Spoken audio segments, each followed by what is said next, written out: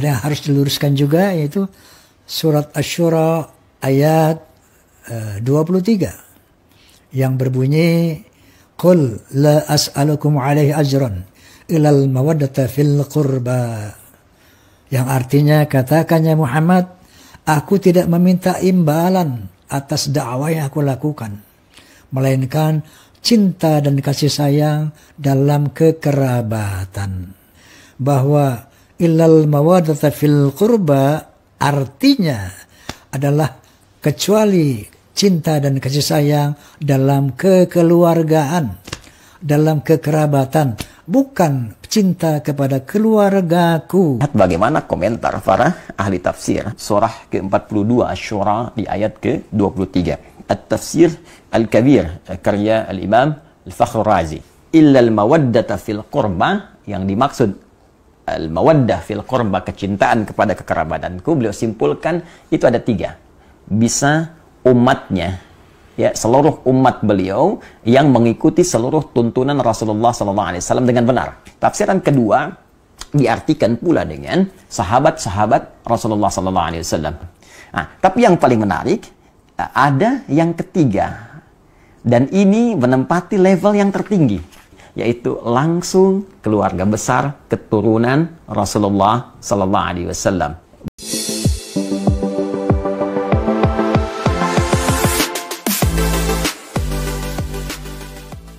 Assalamualaikum warahmatullahi ta'ala wabarakatuh. Setelah Bang Haji Roma Irama mengomentari ceramah Habib Taufik Assegaf yang mengutip ayat Al-Quran pada surah Asy-Syura ayat ke-23, pada lafadz fil kurba, itu Habib Taufik Assegaf menerjemahkan dengan kata keluargaku. Maksudnya adalah keluarga sendiri daripada baginda Nabi Muhammad Sallallahu Alaihi Wasallam. Sedangkan Roma Irama berpegang teguh terhadap terjemahan arti kebahasaannya, di mana lafadz fil kurba itu diterjemahkan dengan kata kekeluargaan atau kekerabatan. Teman-teman bisa cek arti fil kurba pada surah Asy-Syura ayat 23, itu apakah maknanya keluargaku atau kekeluargaan atau juga kekerabatan. Itu dari segi arti kebahasaannya. Ini lain hal bicara penafsirannya. Ternyata komentar Bang Haji Roma Irama dianggap kurang tepat oleh sebagian orang, dikatakan katanya tidak membaca kitab tafsir dan lain-lain. Padahal Roma Irama mengartikan lafadz fil kurba sesuai terjemahan kebahasaan, bukan menafsirkan yang sesuai keterangan kitab tafsir, yang tentu hal itu akan beragam pandangan. Berkenaan dengan itu, ternyata Ustadz Adi Hidayat juga menjelaskan lafadz fil kurba yang disandarkan pada kitab tafsir At-Tafsirul Kabir karya Imam Fakhrur Razi. Kata beliau, penafsirannya pada lafal fil kurba ada 3 variabel, ada 3 maksud. Pertama, bisa umat Nabi Muhammad SAW. Yang kedua, bisa sahabatnya Nabi. Yang ketiga, bisa keluarganya Nabi sendiri. Nah, yang dipegang oleh Habib Taufik barangkali adalah maksud yang ketiga ini adalah keluarga Nabi. Kekeluargaan maksudnya adalah keluarga Nabi sendiri. Lagi-lagi Bang Haji Roma Irama, hal itu dianggap sesuatu yang perlu dikoreksi ketika Habib Taufik Assegaf menerjemahkan lafal fil kurba dengan maksudnya adalah keluargaku. Dianggap oleh Roma Irama itu perlu dikoreksi karena tidak sesuai dengan arti kebahasaan daripada lafal fil kurba yang artinya adalah kekeluargaan atau kekerabatan, bukan keluargaku. Nah, untuk selengkapnya teman-teman, mari kita simak penjelasan dari Ustadz Adi Hidayat tentang penafsiran lafal fil kurba di dalam Quran surah Asy-Syura ayat 23. Mari kita simak bareng-bareng, ini dia videonya. Dari Al-Ahzab 28-33 ini jadi jelas bahwa Ahlul Bait itu pertama adalah orang rumah Nabi. Ada satu hadis mengatakan bahwa Nabi SAW menyebutkan yang namanya Ali, Fatimah, Hasan dan Husain radhiyallahu anhum ini Ahlul Baitku. Masih relate dengan Al-Ahzab bahwa Ahlul Bait itu adalah keluarga rumah, bukan keturunan. Bukan keturunan. Ada yang harus diluruskan juga, yaitu surat Asy-Syura ayat 23 yang berbunyi Qul la as'alukum alaihi ajran ilal mawaddata fil qurba, yang artinya katakannya Muhammad, aku tidak meminta imbalan atas dakwah yang aku lakukan, melainkan cinta dan kasih sayang dalam kekerabatan. Bahwa illal mawaddata fil qurba artinya adalah kecuali cinta dan kasih sayang dalam kekeluargaan, dalam kekerabatan, bukan cinta kepada keluargaku, bukan cinta kepada keluargaku. Mari kita lihat bagaimana komentar para ahli tafsir surah ke-42 Asy-Syura di ayat ke-23. At-Tafsir Al-Kabir karya Al-Imam Al-Fakhr Razi. Illa al-mawaddata fil qurba, yang dimaksud al-mawaddah fil qurba, kecintaan kepada kekerabatanku, beliau simpulkan itu ada 3. Bisa umatnya, ya, seluruh umat beliau yang mengikuti seluruh tuntunan Rasulullah SAW dengan benar. Tafsiran kedua diartikan pula dengan sahabat-sahabat Rasulullah SAW. Nah, tapi yang paling menarik ada yang ketiga, dan ini menempati level yang tertinggi, yaitu langsung keluarga besar keturunan Rasulullah SAW. Baik, ya, semua tersambung dari Al-Hasan ataupun Al-Husain ridwanullahu alaihima, yang keduanya tentunya tersambung kepada Sayyidah Fatimah Az-Zahra, ya, putri Rasulullah SAW, istri dari sahabat mulia Ali bin Abi Thalib karamahullahu wajhah. Pemilik tafsir Al-Kasyaf Az-Zamakhsyari menyampaikan satu riwayat, annahu lamma nazalat hadhil ayah, tatkala turunnya ayat ini, illal mawaddata fil qurba, kemudian kila, dikatakan kepada Rasulullah SAW, ya Rasulullah, wa ya Rasulullah, man qarabatuka haula'il ladzina wajabat alaina mawaddatuhum. Ditanyakan kepada Rasulullah ketika ayat ini turun, ya Rasulullah, siapakah yang dimaksud kerabatmu itu yang wajib bagi kami ini menyayangi mereka, mencintai mereka? Maka apa jawab Nabi? Faqala Ali wa Fatimah wabnahuma, fathabata anna haula'il arba'ah aqarib an-nabi sallallahu alaihi wasallam, adalah Ali, Fatimah,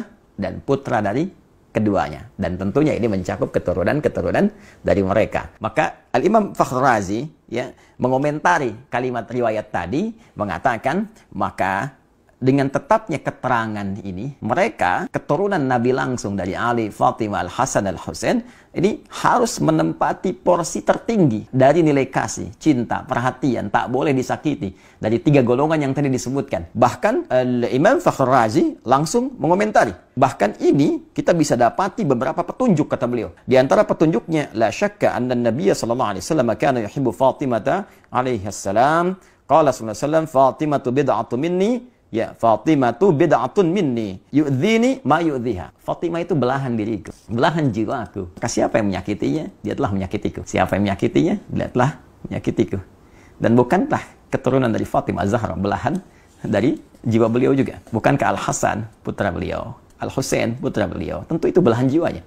Dan keturunan dari Al-Hasan, keturunan dari Al-Husain, para sayyid, syarif, yang mendapatkan cinta, yang dicintai, itu keturunan langsung yang terurut nasabnya kepada Sayyidah Fatimah Az-Zahra. Dan ketika menjadi belahan jiwa Sayyidah Fatimah, maka menjadi belahan jiwa Rasulullah SAW. Karena itulah saking tingginya derajat mencintai keluarga besar ini pada level yang pertama sampai dijadikan doa dalam tasyahud. Allahumma salli ala Muhammad wa ala ali Muhammad. Ada juga penguat di tafsir Ibnu Katsir. Ini dalil dari Ibnu Katsir yang menguatkan bukan hanya Fatimah, radhiyallahu taala anha, Ali bin Abi Thalib, dan putra keduanya itu Al-Hasan dan Al-Husain.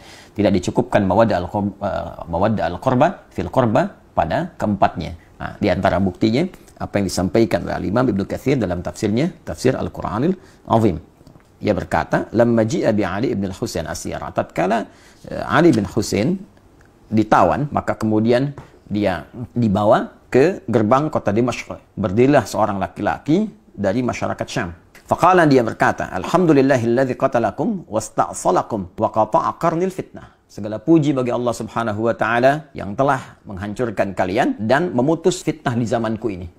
Nah, jadi dia merasa bahwa dengan ditawannya keluarga besar Nabi, termasuk di dalamnya Ali ibn Husain radhiyallahu taala anhu, dia menyimpulkan, nah ini sumber fitnah nih. Dia menyakiti, ya menuduh bahwa ini bagian dari keluarga Nabi, keturunan Nabi ini fitnah pada saat itu yang menyebabkan banyak persoalan-persoalan, banyak kericuhan-kericuhan, banyak kesemrawutan-kesemrawutan, banyak pertikaian-pertikaian. Maka dia menyimpulkan ini dengan ditangkapnya, ditawannya orang ini, keturunan Nabi SAW dengan kalimat yang tak pantas tadi. Ya, saya nggak berani menerjemahkan dengan yang lebih kasar, ya, yang sesuai dengan apa yang dia katakan tadi. Saya mungkin katakan yang telah menangkap dia, ya. Kemudian dan menghilangkan fitnah di zamanku ini. Faqala lahu Ali bin Husain. Maka Ali bin Husain berkata, "Kamu ini baca Quran enggak?" Laki-laki itu berkata, menjawab, "Na'am, ya." "Aqra'ta al-Hamim?" Apa engkau pernah membaca tentang surat di dalamnya ada keluarga besar Hamim? Qala qara'tul Quran. Dia menjawab, "Aku membaca Al-Quran, walam aqra' al-Hamim." Tapi aku enggak pernah baca al-Hamim. Ada keluarga di situ yang diutamakan. Siapa keluarga itu? Maka dijawab oleh Ali bin Husain, "Qala ma qara'ta." Apakah engkau enggak baca? Di ayat 23 tadi, "Qul la as'alukum alaihi ajran illa al-mawaddata fil qurba." Katakan Muhammad SAW, aku tidak meminta kepada kalian satu upah pun, satu materi pun, kecuali rasa cinta, rasa hormat kepada keluarga keturunan Rasulullah SAW. Qala, maka orang itu berkata, apakah kalian itu termasuk golongan mereka, keluarga Nabi SAW? Qala, na'am. Maka Ali bin Husain berkata, ya, kami termasuk golongan itu. Maka setelah mengetahui itu, dia terdiam dan tidak banyak berkomentar lagi dan mengoreksi dirinya sehingga dia menyadari kesalahan-kesalahan yang dimaksudkan. Maka dijawablah kemudian oleh Amr bin Shu'aib, yang dimaksud di ayat ini spesifik, maksudnya adalah kerabat Nabi Sallallahu Alaihi Wasallam. Jadi bila kita punya keluarga saja kita jaga, kita sayangi, maka demikian Rasulullah menjaga, menyayangi keluarga besarnya, termasuk keturunan-keturunannya. Karena itulah di dalam bahasa Arab, orang yang dicintai disebut dengan mahbub. Mahbubun, orang yang mencintai disebut dengan muhibbun. Kalau kita ingin satukan keduanya, mencintai dan dicintai, maka kalimatnya berubah menjadi habibun. Habib, orang yang dicintai, ya, orang yang sekaligus mencintai. Maka seringkali keturunan-keturunan Rasulullah itu disebut dengan habib, untuk memberikan kesan bahwa keturunan-keturunan Nabi mesti menjaga nilai mawaddah yang diturunkan langsung oleh Rasulullah dengan banyak melahirkan cinta kasih pada sesama, baik dalam bentuk amar ma'ruf ataupun nahi mungkar. Dan saat yang bersamaan ada isyarat kepada kita untuk mencintai mereka, tidak menyakiti mereka, karena menyakiti mereka juga menyakiti langsung kepada Rasulullah SAW. Dengan ini saya bermohon kepada Allah, semoga Allah senantiasa memuliakan kita semua, memuliakan sahabat-sahabat Nabi, dan terkhusus memuliakan, mencintai, dan menjaga seluruh keluarga besar Rasulullah SAW sampai dengan keturunannya di masa kini ataupun di masa yang akan datang. Teman-teman jelas sudah kira-kira tentang penafsiran lafal fil qurba pada Syura Asy-Syura ayat 23 dari penjelasan Ustadz Adi Hidayat yang didasarkan pada kitab-kitab tafsir yang beliau pegang barusan. Hanya saja catatan dari saya, bagi kita semua, ini introspeksi sekaligus juga otokritik dan kritik bagi kita semua, sebaiknya ketika mengutip ayat Al-Quran, baik dikutip secara utuh maupun mengutip secara sepotong-sepotong, lafal per lafal, tolong terjemahkan terlebih dahulu. Diterjemahkan secara kebahasaan. Baru setelah itu kemudian dijelaskan maksud daripada ayat tersebut yang sesuai tentu saja pemahaman para ulama mufassir yang ditulis di dalam kitab-kitab tafsir yang muktabar. Nah, itu saja teman-teman penjelasan dari Ustadz Adi Hidayat yang barusan kita simak videonya.